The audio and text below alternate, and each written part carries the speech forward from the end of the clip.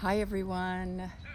I just thought I'm out in the backyard. I'm preparing my garden to receive the plants soon, but even as my husband received an email from the Army today about opportunities to rejoin the team to help address the pandemic crisis, I thought it would be a good time to share my position, thoughts on how I would advocate for veterans as a member of Congress.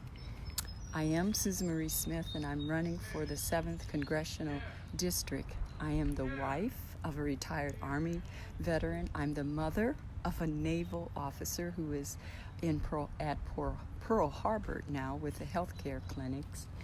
I am the daughter of an Air Force veteran. My father served during the Korean War, and I am the sister of two Marines who served during the Vietnam War. One was boots on the ground in Vietnam, and the other one served in Okinawa. And for the last about 10 years, I have been an attorney for veterans before the Department of Veteran Affairs for claims and benefits. And so during that time, I've just, working with veterans, I've just learned so much. And so I just wanted to share a couple specific things as a person in Congress that I would want to advocate on behalf of our veterans. The first one has to do with hearing loss.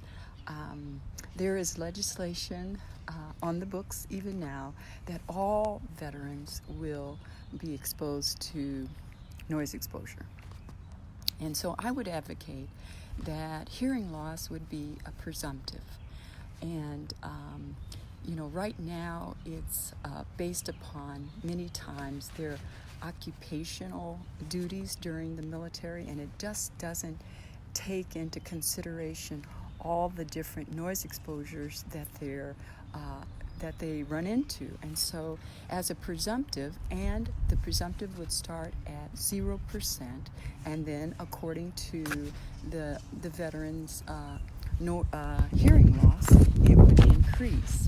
And that would just so assist our veterans, because there's so much frustration for many who have served in many occupations throughout their time in the military, and on their DD-214 it might say office or whatever, but it just doesn't take into consideration all the different duties and all the different opportunities or times in which they were exposed to extreme noise, which has impacted their hearing, especially with all the weaponry that they're shooting, even during basic training. And so that's one of the things that I would advocate on behalf of our veterans. And the second one is a little bit more specific, but I think it's important, especially because of the age of it. But I would ask that we would re-examine how we determine for our veterans that served in the Vietnam War and they were stationed in Thailand, how it is determined who receives compensation because of their exposure to Agent Orange. As many of you may know, it was years before, one, we as a nation even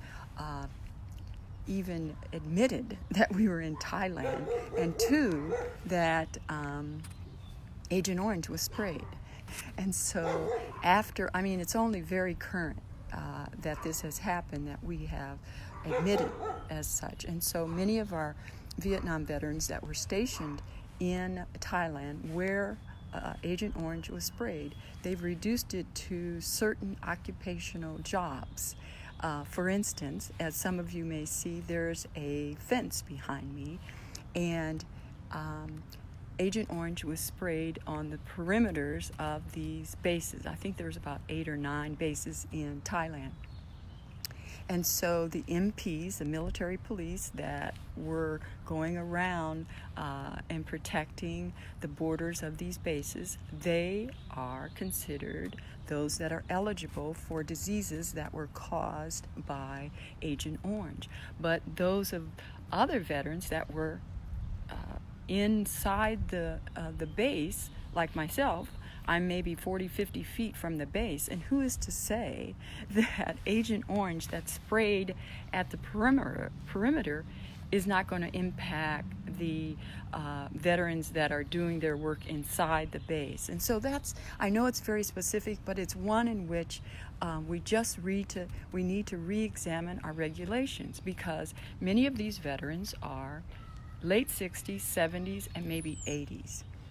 And we don't want to leave this injustice for them, as we did with our Brownwater Navy veterans, who just recently were approved to receive compensation for the Agent Orange that they were exposed to when they were in the brown waters around Vietnam. And so I know it's very specific, but at this point in the lives of our veterans, we want to make sure that we're taking care of them, and that we're recognizing that what happened to them has caused many diabetes, type 2 diabetes, ischemic heart, other issues that has plagued them for all of these years. And time again, we've denied it because an occupational job was not in the regulations as to whether they were exposed to Agent Orange.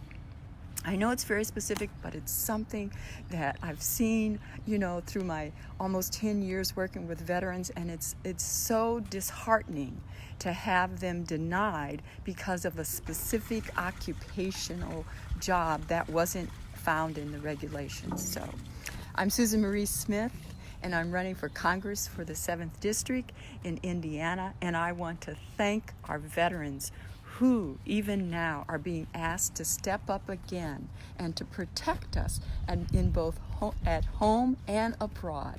And I'm asking humbly for your support and your vote on May 5th. Oh, no, it's been changed. It's been changed to June 2nd in Indiana, June 2nd, 2020. Thank you so much. Goodbye.